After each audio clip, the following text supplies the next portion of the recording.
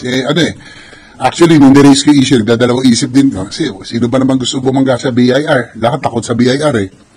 But this is already affecting our foreign investments, our local businessmen, the confidence in government.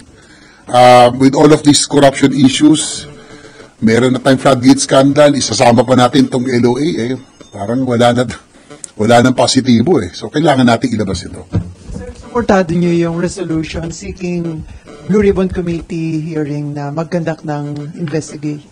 Oh, definitely. I'd like to thank Senator Erwin Tulfo for filing the resolution for the Blue Ribbon Committee to conduct an investigation. In fact, I was planning to file myself, pero nauna na siya, so I will just file another one. So, magtulungan na lang kami.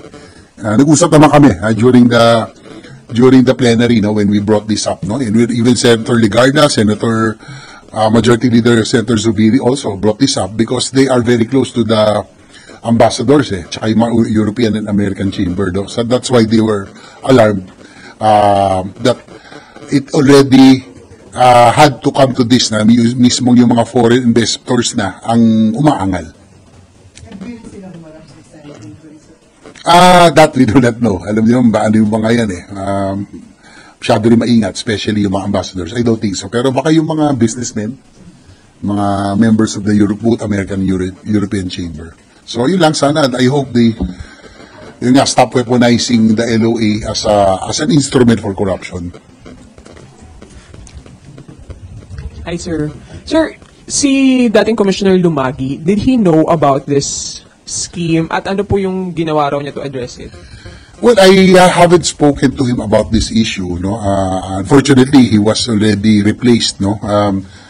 Actually, plano ko na talagang tanungin to nung nakasala yung DBCC. Kaya lang, unfortunately, bago sumalang, napalitan siya kaagad. Kaya nga, all I can do was just inform the new BIR commissioner about this issue na sana gawa niya ng paraan. Which I would like to thank him that he took action right away upon hearing for senators complain about this on the floor.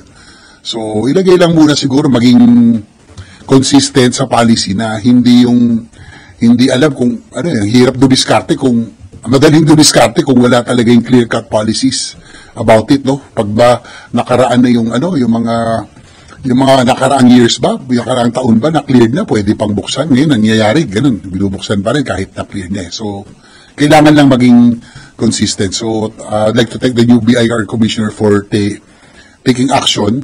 As for former Commissioner Lumagi, I did not have the chance to talk to him kasi nga napalitan na siya.